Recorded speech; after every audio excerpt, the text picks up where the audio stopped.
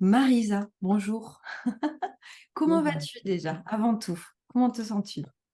bien, bien. Je suis pétillante à l'idée de participer à cette réunion-là avec des personnes que je connais, d'autres que je connais pas, mais avec toi surtout, Stéphanie. On parlait de notre chemin de rencontre Mm. et il y a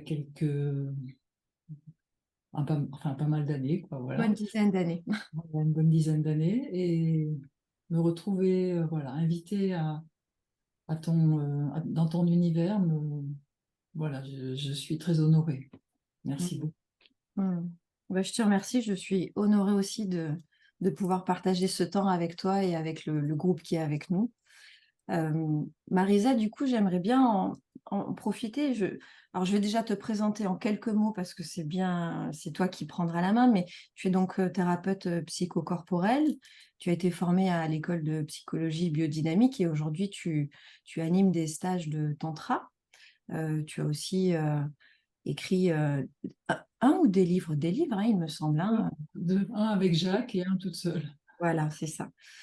Ça, je dirais, c'est la présentation succincte. Mais est-ce que tu pourrais nous parler un peu de toi, c'est-à-dire euh, un peu de ton parcours de femme pour arriver aujourd'hui à faire ces propositions que tu fais aujourd'hui?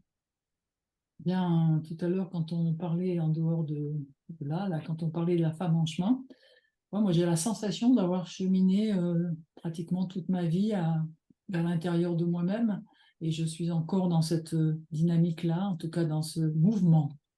On verra tout à l'heure que le corps a besoin du mouvement sur tous les plans et sur tous les niveaux. Et pour en arriver là, j'ai commencé mon parcours en tant que formatrice en entreprise et j'ai découvert le monde des relations humaines qui m'a toujours passionnée, la communication et des relations humaines. Et je me suis formée, donc analyse transactionnelle, bla, enfin tous ces trucs-là. Et je me suis dit, waouh, mais je suis ça, moi. C'est juste incroyable. Il y a des tas de zones de moi que je ne connais pas, quoi. Et là, le premier temps, j'ai essayé d'aller dans l'exploration de mon corps psychologique, en fait, de ma psychologie. Et puis petit à petit, ça m'a amené sur le corps, donc l'école de psychologie biodynamique, qui est un travail corporel essentiellement. Et donc là, ça a été comme une grande ouverture qui est, qui m'a propulsée vers le tantra, parce que la sexualité étant un endroit qui m'intéressait, pas directement pour la sexualité, mais pour la relation avec l'autre moitié de l'humanité, les hommes. Et je me disais, comment on fait? C'est quoi le mode d'emploi? C'est qui ces gens-là? Comment ils fonctionnent, etc. Donc, parce que la sexualité, bon, je la trouvais sympa, mais bon, voilà, quoi. Je me disais, c'est- et puis, le tantra m'a ouvert à d'autres univers. Et j'ai avancé là-dedans. Et dans cet univers du tantra, je me suis rendu compte que les femmes étaient en, en manque d'elles-mêmes. Et c'est comme ça que m'est venue l'idée de créer un stage femme qui, euh, qui existe maintenant depuis plus de 20 ans, même s'il est repris là par Michel et Muriel. J'espère qu'il continuera sa vie, mais il y en a d'autres, hein. Il y en a eu d'autres depuis. C'était un des premiers. Et pour que les femmes se retrouvent, c'est-à-dire ce manque d'elles-mêmes, qu'elles puissent le retrouver pour pouvoir vivre, vivre tout simplement au plus près de leur essence de femme, parce qu'être une femme, c'est pas la même chose que de naître dans un corps d'homme. Hmm. Voilà, donc le chemin s'est fait comme ça. Et puis il y a ma vie à côté, il y a le fait que j'ai eu une fille, que bon voilà, mes compagnons, il y a eu là récemment j'ai eu un cancer du côlon, donc j'ai été opérée, ça m'a fait un espèce de shoot qui m'a donné aussi à comprendre comment mon corps conscient me remerciait de toutes les années que j'avais passées à m'occuper de cette conscience-là, justement. Mm. Et, oui, ça m'émeut d'en parler parce que c'est vrai que c'est... En même temps, c'était l'occasion de dire, mais bon sang, avec tout le travail que j'ai fait, voilà que je me retrouve avec ça, avec un cancer comme tout le monde, entre guillemets. Et puis, passer ça, donc de voir comment l'histoire la transgénérationnelle, même si elle est travaillée, quand elle nous attend quelque part, elle nous attend. Mm. Et l'humilité d'accueillir ça et de dire merci au travail que j'ai fait parce que ça me permet de traverser différemment, quoi. Je ne sais pas comment j'aurais traversé autrement, mais là, du coup, tous les outils sont apparus, tout est apparu. Mm. Ça a été un grand chemin. Voilà où j'en suis aujourd'hui. Aujourd'hui, j'en suis à vivre mon âge avancé, mon âge doré, pour aller vers quelque chose de... Voilà, vieillir, c'est un... Alors, Marie de Anzali, c'est une aventure, elle a raison, mais c'est aussi une découverte. C'est une découverte d'un nouveau monde, d'un nouvel espace à explorer. J'y vais, j'explore. Voilà.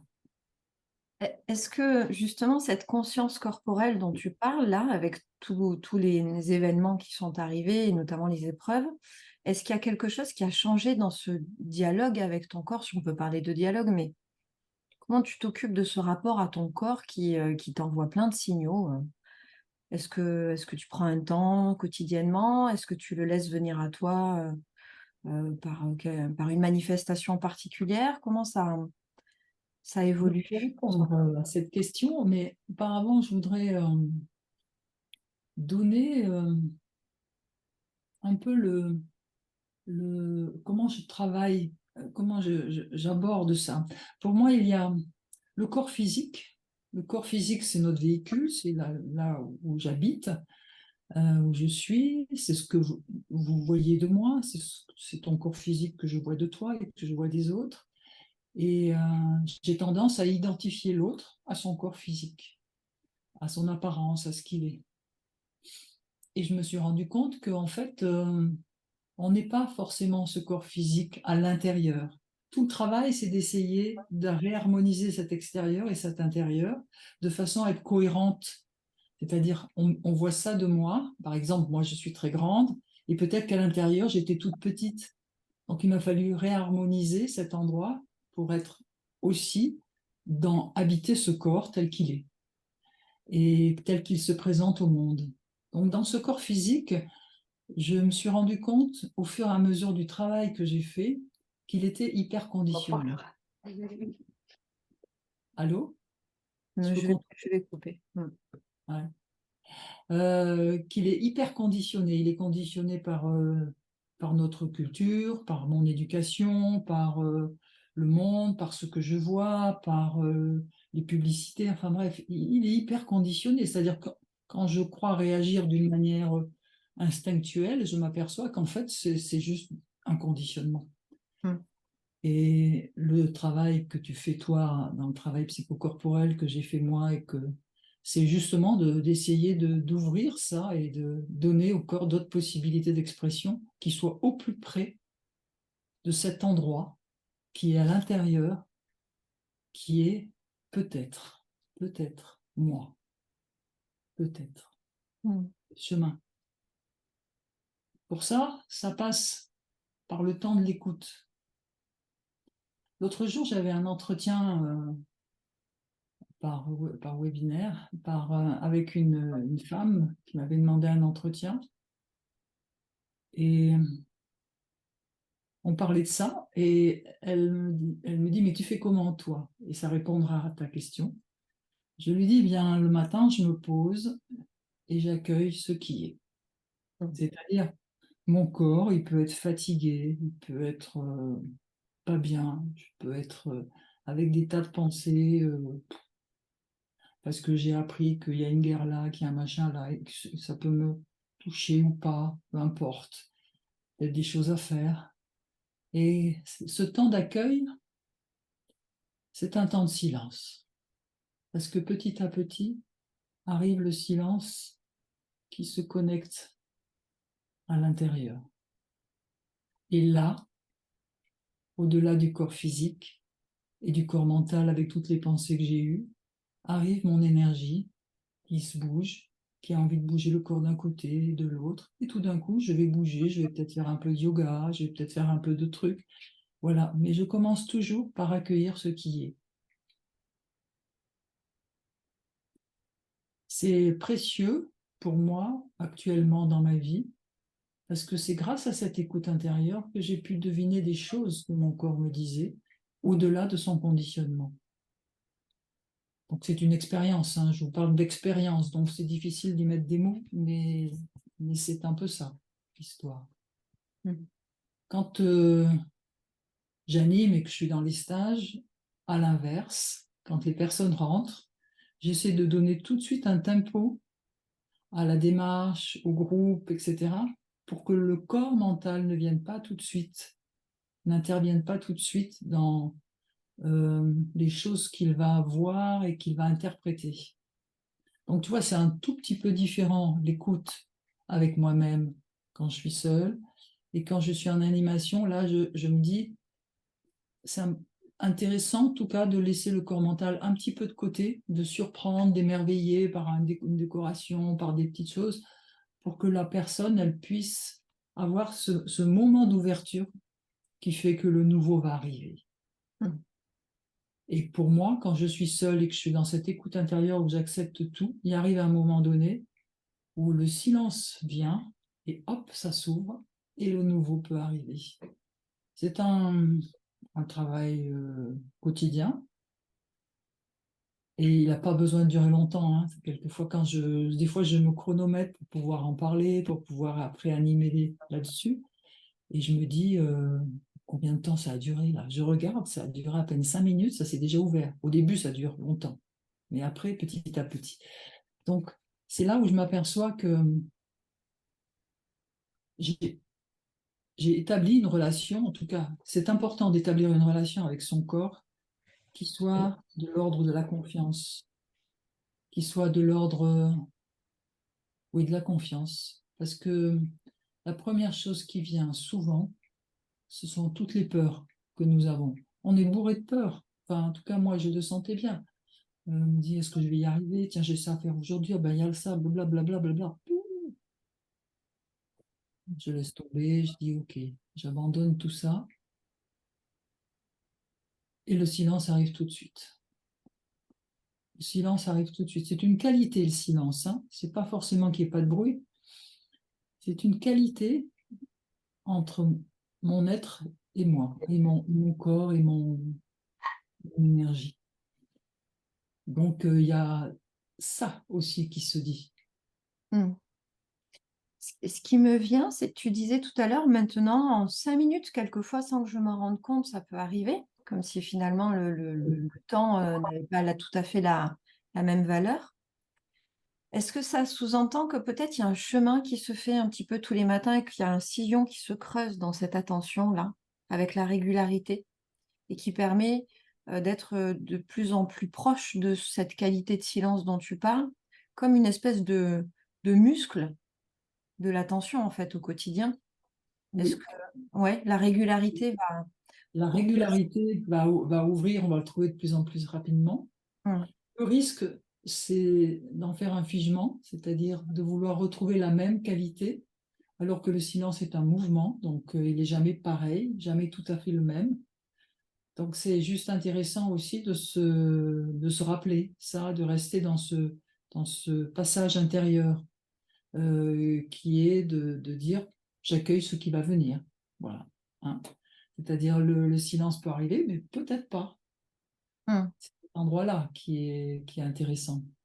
Oui, déjà là, de lâcher les attentes complètement. Ouais, Voilà, c'est pas je vais me sentir plus apaisée dans quelques instants, plus énergisée. Tout non. ça, on est déjà on est là-haut, quoi. On est dans la tête. Déjà dans le mental, on est déjà dans le futur, on est Hum, déjà plus dans le présent. hum, Dans la sexualité, c'est assez important parce que quand on parle, par exemple, de la sexualité lente, plus on est dans le présent, plus on apprend à être dans ce présent-là, où il peut ne se passer rien, rien, c'est-à-dire rien d'intéressant par rapport au fantasme, par rapport au truc. Quand on accepte ce rien, alors quelque chose d'autre peut apparaître, mais qu'on ne connaît pas, donc on ne sait pas le nommer. hum. C'est cette découverte-là qui se fait au fur et à mesure.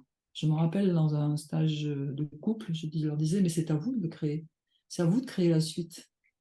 Parce que la suite, elle va venir au fur et à mesure où vous allez accepter ce rien et qu'après le rien, peut-être quelque chose mais ça peut être un film, ça peut être n'importe quoi. Et puis, ça peut conduire à quelque chose qui est beaucoup plus grand.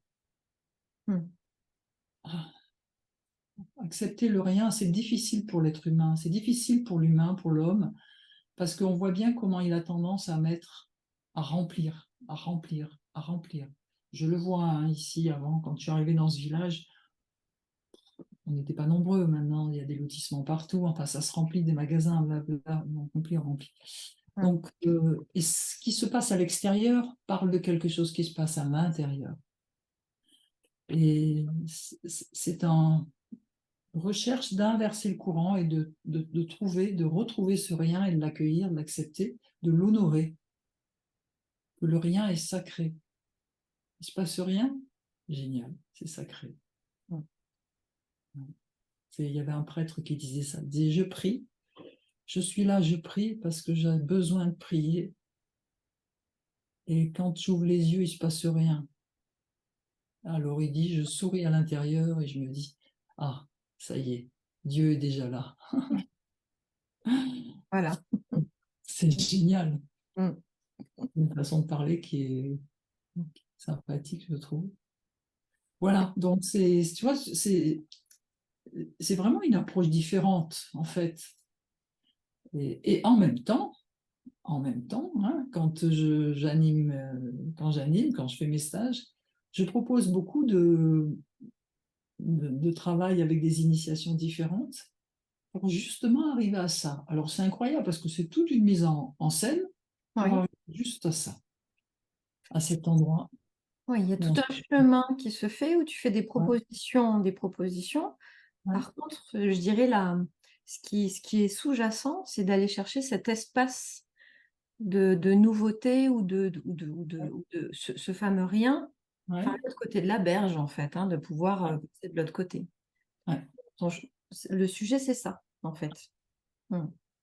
Est-ce que tu voudrais bien, Marisa, en quelques mots, peut-être nous partager une définition du tantra ou la tienne, en tout cas pour les personnes qui connaissent pas du tout la pratique et qui peuvent se demander ce que tu peux proposer dans les stages que tu offres. Bah, le tantra, en fait, il y a plusieurs tantras.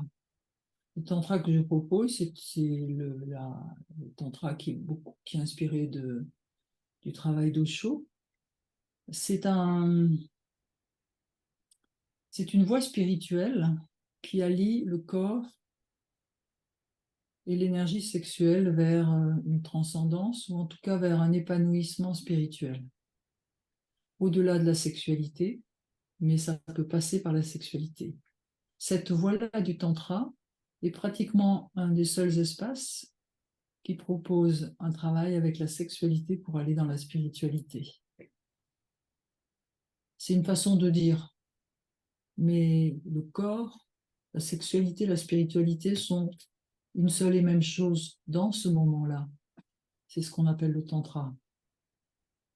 Et pour ça, c'est retrouver le goût du sacré pour soi, pour son corps, pour le corps de l'autre, pour l'âme de l'autre, l'être. Par exemple, l'espace que nous co-créons là aujourd'hui, Stéphanie, et puis les personnes qui sont là autour, c'est un espace sacré, de Mm. fait, Mm. parce que nous y venons en conscience. Nous y venons parce que nous avions envie d'y être. Voilà. Après, on reste pas, peu importe, mais en tout cas, pendant le temps où on est là, euh, c'est parce qu'on a envie d'y être. Et cet espace est donc sacré. Donc, j'exagère, mais tout pourrait être prétexte à créer un espace sacré. Je pourrais tout à l'heure aller faire ma soupe et m'installer dans un espace sacré pour préparer mon repas, le vivre ce moment en discutant comme ça avec nous tous, nous toutes, seul avec moi aussi. Il y a absolument aucun cadre particulier, si ce n'est l'attention que je porte au moment que je suis en train de vivre finalement. l'écoute particulière que je mets à ce moment, à cet instant présent. Et un maître indien, un gourou indien, Ramana Maharshi, il disait quand il épluchait ses carottes, c'était un espace sacré de méditation pour lui. Et j'y pense souvent quand je fais ma vaisselle, quand je fais mes trucs, tu vois, je me dis, voilà, là, il y a possibilité d'ouvrir l'espace sacré en moi. En moi. La sexualité dont tu parles, qui est intimement liée à la spiritualité et à cette recherche, en tout cas moi je parle de recherche, mais euh, est-ce que c'est parce que ça passe par le corps, donc par de l'énergie, qu'on arrive à aller goûter à ces chemins-là? Est-ce qu'on a besoin de ce corps-là, physique, pour expérimenter des énergies sur un autre plan, en tout cas? Est-ce Alors, que... oui, ce qu'on appelle le corps physique, par exemple pour quelqu'un qui est handicapé, qui bouge très peu son corps, bien sûr qu'il peut explorer cet espace tantrique, Mm. aucun problème. Après, notre expérience passe par le corps, quel qu'il soit, que ce soit un corps mobile ou immobile, elle passe par là. Donc nous ne pouvons pas faire autrement que passer par le corps. Et c'est juste incroyable d'avoir pu penser que ça ne passait pas par le corps, parce que si les religions acceptaient ce concept-là, il y aurait peut-être moins de problèmes avec la sexualité. Tu vois, le corps est partie intégrante de notre humanité, de notre vie. On le voit bien, si on se fait mal, on est immobilisé, tout d'un coup, on est mobilisé par cet endroit où on a mal et le reste n'existe plus.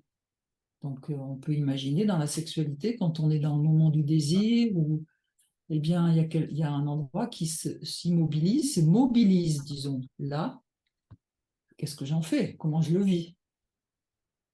Ça me paraît intéressant. Il y a un exercice qu'on fait pas mal dans le tantra, qu'on fait souvent dans le tantra, c'est le travail du regard. Mm. Donc, je me pose dans le regard de l'autre qui se pose dans mon regard. Qu'est-ce qui se passe en moi? Est-ce que ça panique? Est-ce que c'est tranquille? Est-ce que ça se relaxe? Est-ce que je me sens en confiance? Est-ce que je me sens agressée? Il y a plein de questions qui viennent. Eh bien, imagine que quand les deux sexes se touchent, il y a exactement la même chose qui se passe sur un niveau des tissus, du contact. On n'a pas la même conscience, mais plus on écoute le corps, plus on est dans l'écoute intérieure, plus on peut prendre conscience de ça. Que, effectivement, peut-être, mon sexe se contracte, ou le sexe de l'autre, voilà. On va mettre des mots là-dessus ou pas. En tout cas, c'est intéressant d'apprendre à mettre des mots là-dessus pour sentir comment ça, quelque chose se passe de fort, exactement comme dans ce travail du regard. Mm. Et si on allait là-dedans, on pourrait dire pour tout. Si par exemple, je te rencontre et que je te serre la main, si je prends le temps de la connexion de nos deux mains, je pourrais me rendre compte qu'il se passe plein de trucs, Mm. comme quand on se fait un hug. Voilà, donc c'est assez intéressant. En même temps, ça ne doit pas prendre toute la place, mais ça nous permet d'aller dans le subtil, ça nous permet d'aller dans un autre vivant, ça nous permet de découvrir un autre monde, un autre univers, une autre perception, et ça nous ouvre à autre chose. Voilà, c'est une sexualité neuve. Elle est à inventer. On est quelques-uns, quelques-unes à en pratiquer sur la planète Terre, mais ça va, petit à petit, ça va grandir et ça va nous amener vers d'autres espaces. Mm. Ça répond un peu à ta question, peut-être. Oui. Oui, alors j'en profite pour proposer aux personnes qui sont avec nous voilà, vous pouvez complètement prendre la parole, vous levez C'est la bien. main, voilà, on est à une demi-heure de notre rendez-vous. Ouais. Et le souhait, c'est vraiment de pouvoir partager avec vous. Si vous avez envie voilà, n'hésitez pas. Si vous préférez écrire votre question et que je sois votre voix, VOX, c'est complètement possible aussi. Euh, hop, voilà. Donc, il ne faut pas hésiter. D'accord, je suis prête. D'accord. Vous levez la main, hein. Je vois d'autres envie de poser une question, témoigner, partager. Oui, oui, oui, mets ton micro, Carmen, n'hésite pas. Je t'en prie. Vas-y. Bonjour Oui, Maïsa, bonjour à toutes. Moi, j'avais une question liée justement à ce silence. Si je le trouve avec moi et quand je suis dans le lien avec l'autre, euh, j'ai souvent le sentiment de me faire happer et donc je le perds. Je le perds et je suis dans finalement quel est à lui son besoin. Et ma question c'est comment je peux rester dans mon silence et vivre le lien? Alors d'abord, perdre le silence. Pour moi, perdre le silence dans le moment du lien, c'est OK. C'est vraiment OK parce que c'est compliqué de garder. Mais la seule chose que tu peux garder, c'est la qualité de ce que ça t'a donné. Tu vois? Tout à l'heure, quand on parlait du silence de Sayuni, tu vois? Et ensuite, tu as cette qualité-là, hop, je la mémorise. Et après, je peux aller dans le lien avec l'autre, on va parler, on va bouger, on va faire des trucs. Mais j'ai cette qualité-là qui me vient et je l'ai gardée. Et tu en as la mémoire. Après, la mémoire va évoluer au fur et à mesure. Tu vas reconnecter ce silence. C'est ça qui est intéressant, c'est de savoir que le corps conscient, c'est un corps en mouvement. L'écoute intérieure, c'est une écoute de l'instant présent. Et donc, elle est en mouvement parce qu'elle va être par rapport à ce qui est là dans le moment. Ça te parle, Carmen, ce que je te dis? Oui, Ouais. oui, parce que c'est plus c'est plus mon état, c'est la mémoire de comment je le vis avec. Ouais, c'est ça. Hein. Ouais. Tu peux donc être dans l'état qui se présente tout en ayant eu cette nourriture juste avant. Mm. C'est, ça remplit, se sent pleine. Parce qu'il n'y a pas de, pour moi en tout cas, dans mon expérience, il n'y a pas de relation sexuelle parfaite, géniale. Ah, ça c'était parfait aujourd'hui. Oui, peut-être une minute, tu vois. Mais par contre, le fait de ne pas se quitter, d'être toujours dans cette écoute intérieure, de quel est mon besoin, de quoi a besoin Mayoni là, la femme en moi, de quoi elle a besoin, etc. C'est juste ça, là, maintenant. Parce que sinon, nous, les femmes, on est conditionnés aussi. Les hommes, c'était pour que les femmes jouissent, mais les femmes, c'était pour faire plaisir à l'homme. Donc, ce conditionnement est très, très long à enlever si un jour il part. Parce que des fois, je me surprends à l'être encore, tu vois. Et Mm. c'est OK, je peux l'accepter et me dire, bon, OK, je vais lui faire plaisir, d'accord, mais pas que. Donc, tu vois, c'est cette écoute-là et mon conditionnement et ma vérité dans l'instant, et là où j'ai envie d'être dans l'instant, c'est c'est la richesse de ce travail-là. Et ça demande beaucoup d'humilité et ça demande d'accepter la simplicité. La simplicité est un trésor, Ouais. Mm. surtout en sexualité. Parce que finalement, je vais te dire, quelles que soient les positions qu'on prend, quels que soient les trucs, au final, la sexualité, c'est, tu vois, il y a ça, la pénétration, après, il peut y avoir d'autres trucs, mais au final, on en est là. Et donc, du coup, cette simplicité-là, elle va être vécue par rapport à moi, comment je suis, et l'autre, comment il est. Mais comment est l'autre, ça, c'est pas mon histoire. Mm. C'est un vrai travail, ça. Ouais. Merci beaucoup. Ouais, c'est le mot simplicité qui a fait tilt. Ouais. Humilité, Mm. mouvement, simplicité de la relation. Mm. Merci. Merci à toi, Carmen. Merci. Est-ce que quelqu'un d'autre a envie de s'exprimer, de prendre la parole? Alors, on a un partage par écrit, je vais vous le lire. Voilà. Résonne beaucoup en ce moment un bout d'interview de Marisa au sujet du désir. Je prends conscience de la fragilité de mon désir actuellement. Plus de 10 ans que je chemine grâce au tantra et pourtant là, en ce moment, je peux être parfois traversée par beaucoup de désirs, de sensations dans mon corps et quasiment dès lors que je suis au contact de mon compagnon, surtout s'il nomme quelque chose sur comment il sent Mayoni, mon désir se carapate, disparaît. En tout cas, je ne suis plus en contact avec. Impression que je suis en train de réparer une sécurité intérieure de manière très profonde, qu'il me faut vivre encore et encore des expériences dans lesquelles mon désir peut se laisser vivre, peut apparaître sans qu'il ne se passe quoi que ce soit. Quel regard Marisa porte sur ça? J'aime beaucoup ces deux mots. Il y a le désir et sa scarapate.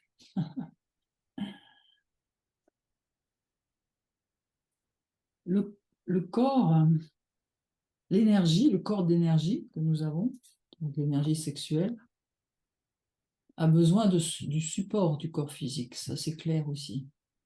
Donc, suivant comment on va vivre la sexualité, suivant comment l'autre arrive avec son énergie, ça va avoir une incidence sur notre propre énergie. Certains ont fait le stage, des personnes qui sont là, on fait le stage de couple, et on mesure l'énergie. On a des baguettes, on peut mesurer le taux d'énergie, on peut sentir, mais si l'autre arrive avec un désir qui est plus fort que le mien, il est possible que quelque chose se rétracte à l'intérieur parce que mon désir ne peut plus s'exprimer totalement. Si je prends conscience de ça, je peux le voir et dire à mon désir, mais n'aie pas peur, c'est pas parce que l'autre a beaucoup de désir que tout d'un coup tu as plus de place. Comment tu peux être pour que ton désir s'exprime avec le sien? Il peut y avoir ça, il peut y avoir la manière dont l'autre arrive, qui peut rappeler quelque chose, puisque nous sommes beaucoup conditionnés, notre corps physique est conditionné, et donc il peut bloquer, qui peut rappeler quelque chose qui fait que ça se ferme, ça se coupe. Donc tout ça, c'est des... Puis il y a beaucoup d'autres choses, je ne vais pas trop... Mais tout ça permet... Ce qui est intéressant là-dedans, dans ce que je dis, c'est de s'en rendre compte et de dire à ton corps physique, ce n'est pas grave, il ne se passe rien de grave, il n'y a pas de danger, c'est juste mon compagnon, on va faire l'amour, il arrive comme ça, ok. Retrouve la confiance. Voilà, il y a des personnes à qui j'ai dit, ton mantra, toi, c'est de dire, tout va bien, tout va bien. Moi, je l'ai pratiqué beaucoup, donc je connais bien ce mantra. C'est tout va bien. L'autre me met la main là, tout va bien. Tu vois? Alors que mon corps, il y a quelque chose qui rentrait à l'intérieur. Tout va bien, tu peux revenir. C'est-à-dire que la sexualité féminine s'exprime que dans une confiance absolue. L'autre n'est pas capable de donner cette confiance absolue à la femme. Donc c'est à elle de donner l'information à son corps que tout est OK, tout va bien. Je suis complètement OK d'être là avec cette personne-là et de faire l'amour avec cette personne-là. D'accord, ce geste était un peu peut-être, ce mot peut-être, mais c'est OK. Voilà. Donc je dirais la réponse à cette histoire du désir et qui se carapate quand l'autre arrive, j'ai du désir, mon compagnon arrive, pouf, j'ai plus de désir, c'est qu'il y a quelque chose là, dans l'approche des deux désirs, qui fait qu'il y en a un qui va couper l'autre. Hop, c'est coupé. Donc celui qui est là, il va réfléchir, il va dire oui, mais c'est normal, c'est mon amoureux, tu crains rien, tu crains rien, tu crains rien, et hop, elle va se remettre.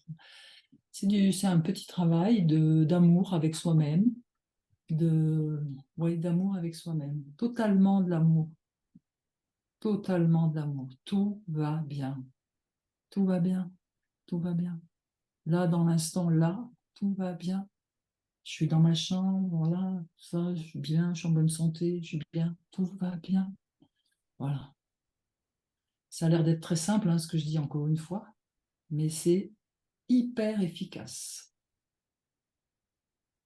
Hyper efficace. Parce que là, quand on dit tout va bien, on parle au corps mental, parce que sinon, ben, le mental, il envoie une information au corps physique et pouf, ça bloque. Ou alors le corps physique dit, ouh là là, j'ai déjà connu ça, je veux pas. Hop, il envoie une information au corps mental qui dit, t'inquiète pas, je vais m'occuper de toi. Et hop, voilà. Donc c'est vraiment, je parle à mon mental, je lui dis, tout va bien, mon mental. Je parle à mon corps, tout va bien, mon corps. Voilà pour moi la réponse à cette question, chère Stéphanie. Est-ce que ce serait, en tout cas, dans l'histoire des femmes, est-ce que cette histoire de sécurité intérieure, là, avec Ouais, laquelle on est quand même invité à être franchement autonome, même en lien avec l'autre, oui. est-ce qu'il n'y a pas quelque chose qui tourne autour de ça en point de départ d'une sexualité épanouie, ou si on n'est pas dans cet espace de sécurité entre nous et nous, ça va être compliqué de tisser un fil derrière avec un partenaire ou une partenaire, enfin peu importe, mais... Mm. Donc nous avons beaucoup à travailler l'espace de sécurité avec nous-mêmes. Mm. C'est-à-dire se rappeler, je suis capable de dire non. Non, j'enlève cette phrase, c'est pas bon. Je dis non quand ça ne me va pas. Voilà, beaucoup plus clair. Donc tout va bien, je peux y aller. Je suis capable, je dis non si ça ne me va pas. Gentiment, de la bonne manière, mais je peux dire non. Et je peux entendre le non de l'autre du coup aussi. On a beaucoup à travailler, à se rappeler ça, c'est notre capacité à dire oui, oui, j'ai envie, non, et aussi je peux, tout va bien. Ouais. Mon corps, t'inquiète pas, là, tout est OK, tout va bien. Ouais. Je me fais confiance, je suis en confiance là, tout va bien. Alors on peut le remarquer, ça, par exemple, il y a des hommes qui le savent, hein, s'ils font boire un petit peu la femme, ou même de partenaires femmes, hein, s'ils font un petit peu boire l'autre, tout d'un coup, ah, une petite euphorie, et tout va bien. Tout se passe bien. Eh ben, Mm. on n'a pas besoin de l'alcool, on n'a pas besoin d'un calmant, on a juste besoin de se le dire. Mm. Parce que ça prouve une grande insécurité, une peur qui est inhérente au corps humain. C'est-à-dire notre corps humain, il est fabriqué de façon à se protéger des dangers. Et donc la peur peut arriver très facilement et très vite. Mm. Et ça peut être aussi, ça peut être pour poser un véritable non, envoyer un véritable oui aussi, Mm. résonance. Et ça peut être aussi répondre à un élan, c'est-à-dire plutôt que de répondre à un partenaire qui émet un souhait, ça peut être aussi un élan de la femme depuis son espace de sécurité, de proposer son espace, Mm. proposer du lien. Oui, quand on est dans un espace de sécurité, il y a plus d'élan qui arrive. Voilà. Et Ouais. la femme arrive mieux à pouvoir demander des choses, à proposer des trucs, ouais, c'est vrai, et à ne pas suivre. C'est tout à fait exact. C'est quand cet espace de sécurité est là, elle peut être dans la proposition, elle peut accepter ce que l'autre lui propose, mais elle peut dire, ah ben moi j'ai ça comme idée, j'ai envie de ça, est-ce que c'est OK pour toi? Ben voilà, OK, c'est bon. Il y a aussi que petit à petit, au fur et à mesure où on pratique ensemble, on arrive à décoder ce qui se passe dans le corps de l'autre, comment il bouge, etc. Alors c'est bien de décoder, mais c'est super bien aussi de temps en temps de dire les mots. Là, c'est OK pour toi, ça veut dire que, voilà. Donc de poser la question à haute voix pour être bien sûr que je ne suis pas en train de projeter quelque chose que je pense et que c'est bien la réalité. Ça me paraît aussi intéressant. On en parlait hier avec une femme, de ne pas confondre ce que intuitivement je pense ça, et ce que je projette. Donc c'est pour ça, le seul moyen, c'est de poser la question, c'est de parler, c'est de dire. Mm. Et voilà. Hmm. Oui, Mhm.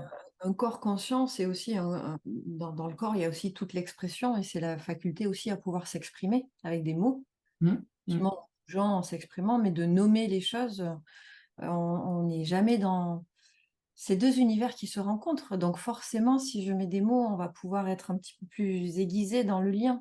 Hmm. Euh, voilà, pas... Dans le tantra, le fait de dire, de parler est une constante, c'est-à-dire le tantra dit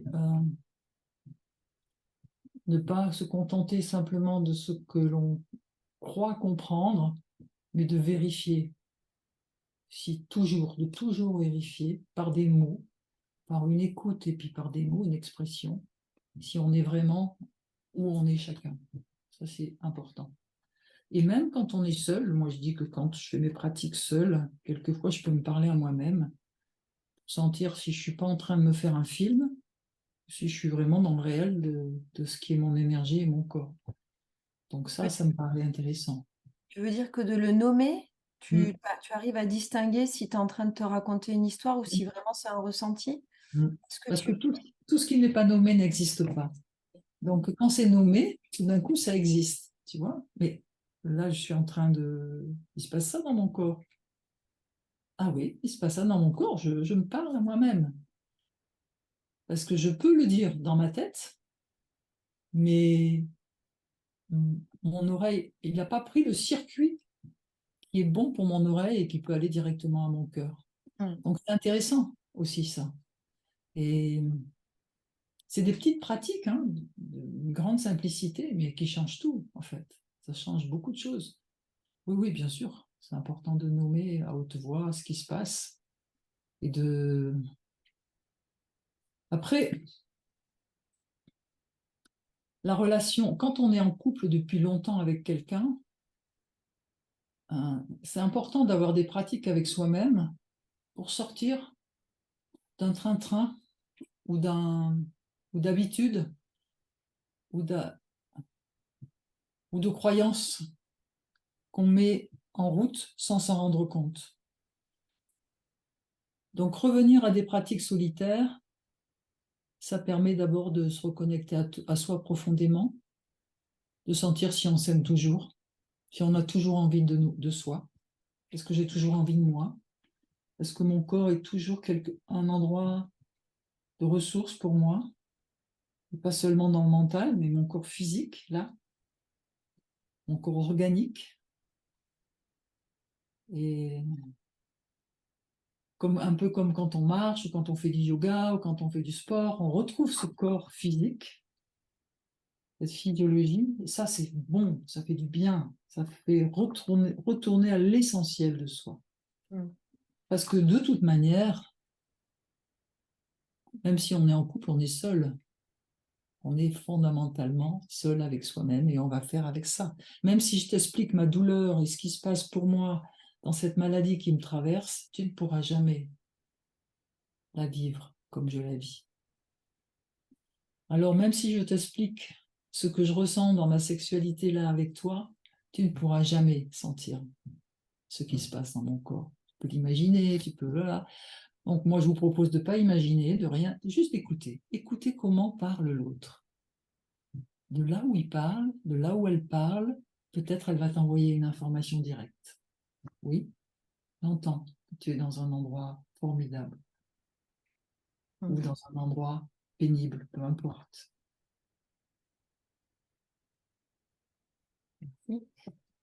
Et accepter que...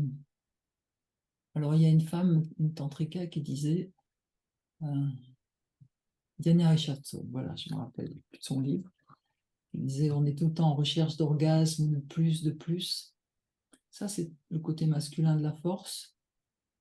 Accepter le moins, le moins, le moins. Mm.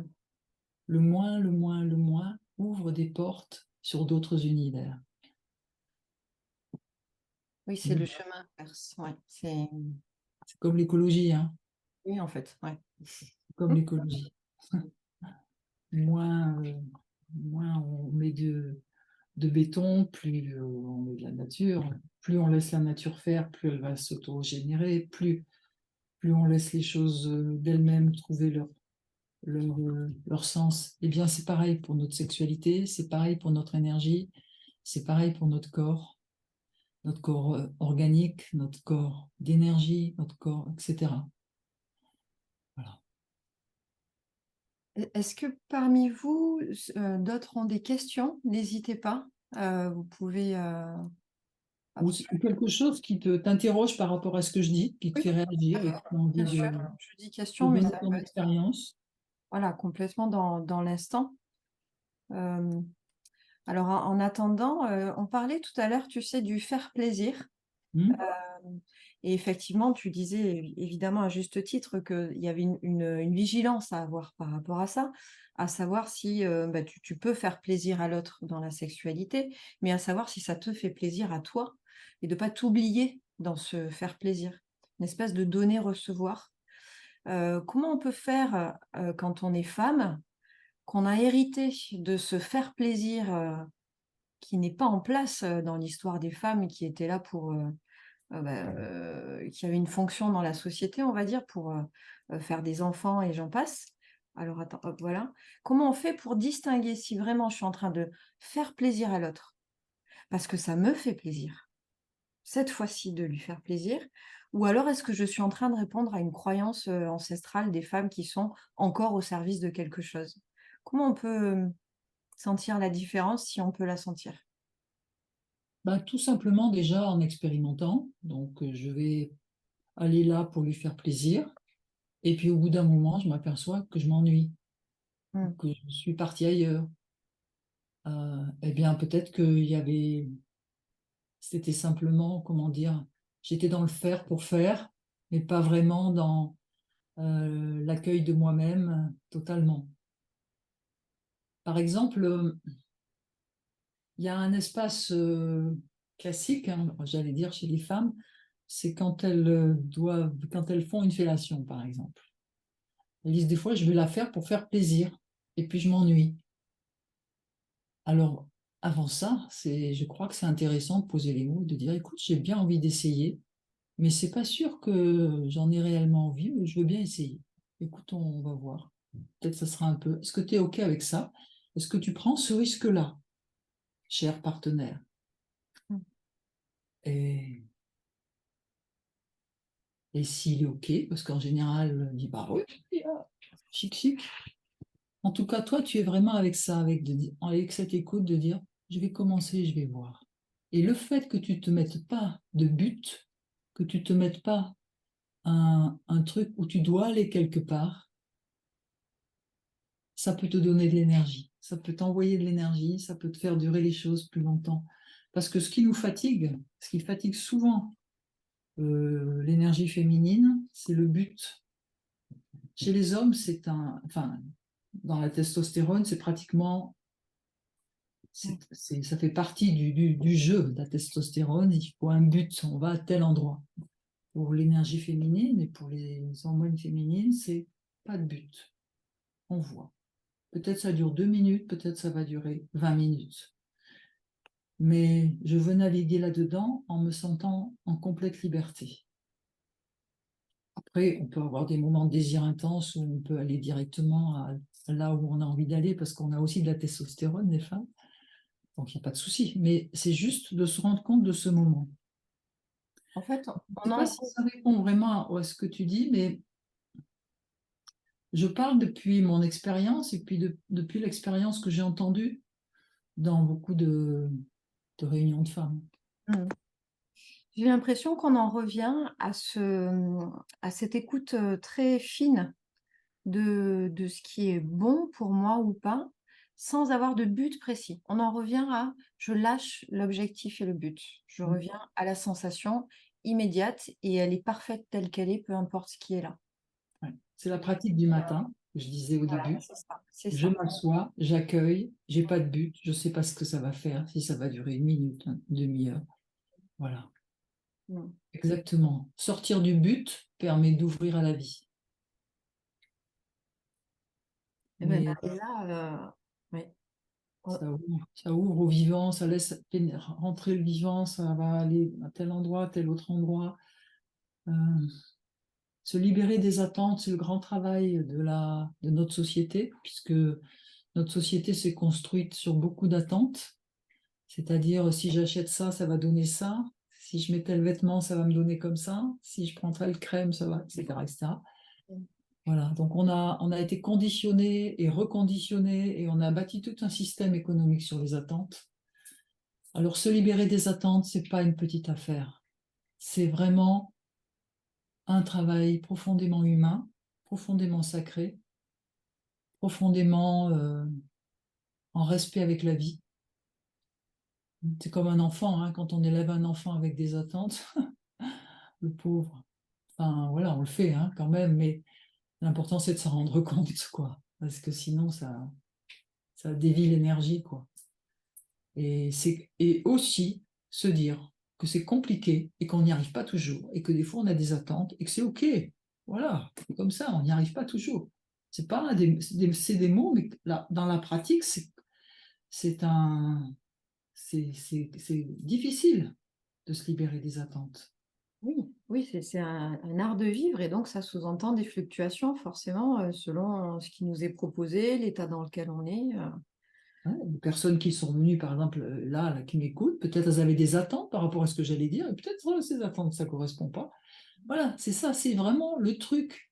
C'est dans les stages, quand les gens viennent, ils ont des attentes. Alors, souvent, les femmes disent, ou les hommes disent, je suis venu sans attente. Bravo, parce que je sens le travail qu'il y a derrière, qui est surtout, je ne me mets pas d'attente, comme ça, j'accueille ce qui vient. Parce que sinon, sans cesse, le mental va chercher là où est l'attente, là où est le but qui va. Voilà. Donc, c'est un travail tantrique de base, on va dire. Quand on est dans les stages de tantra, qu'on en fait beaucoup, on l'a, cette non-attente. On arrive, quoi qu'il se passe, allez, on est OK. Mais après, dans la vie, à la pratique quotidienne, c'est un peu plus compliqué. Hum. Marisa, on arrive au terme de notre beau rendez-vous. Est-ce que tu as envie de nous partager un mot pour la fin, pour clôturer cet espace entre nous? Qu'est-ce que tu... Alors, j'ai envie de revenir au premier mot, un corps conscient pour une écoute intérieure. D'abord, je voudrais dire que les femmes qui sont là ou les personnes qui sont là dans cette rencontre, ce sont souvent des femmes qui vont vers un corps conscient. Parce que sinon, on n'est pas attiré forcément par ce style d'appel. Donc déjà, c'est d'honorer ce travail que tu fais vers ta conscience et vers ton corps conscient. Et l'écoute intérieure, c'est le secret de la joie. Pour moi, c'est le secret de la joie. Plus je peux être près de mon écoute intérieure, plus je me sens joyeusement vivante. Merci. N'est-ce pas Valérie? N'est-ce pas Flore? N'est-ce pas Vanina? Oui, on peut. Etc., etc. Je vous vois toutes là, maintenant. Nico Ah, aussi. Ah oui, les autres ne les voient pas, mais certaines les voient. Je vous aime. un grand merci hein, d'avoir participé à ce moment, voilà, d'être tout ensemble là, c'est cadeau, hein, ça aussi. Ouais, c'est comme une retrouvaille. Hein. Mm. Ouais, C'est ça, c'est fait du ça. bien. Mm. Ouais. Allez. Et Oh, Xtel, c'est quoi ton prénom? alors, je ne sais pas, fais voir. Ah, ah oui, on n'a que ça. Ouais, donc bon, ben voilà. Tu Ok. peux te l'écrire si tu as envie. Bon. Pardon, bonjour, Christelle. Ah, Christelle. Christelle. Ah oui, bien sûr, Christelle. Et oui. Voilà, d'accord, ok. Bien. Au Mm. revoir, Malaya aussi. Merci. Merci beaucoup. Merci Au Stéphanie. revoir. Merci, Gratitude, Marie. gratitude pour cette invitation. Très honorée d'avoir passé ce temps-là avec toi et avec vous toutes. Merci, à bientôt.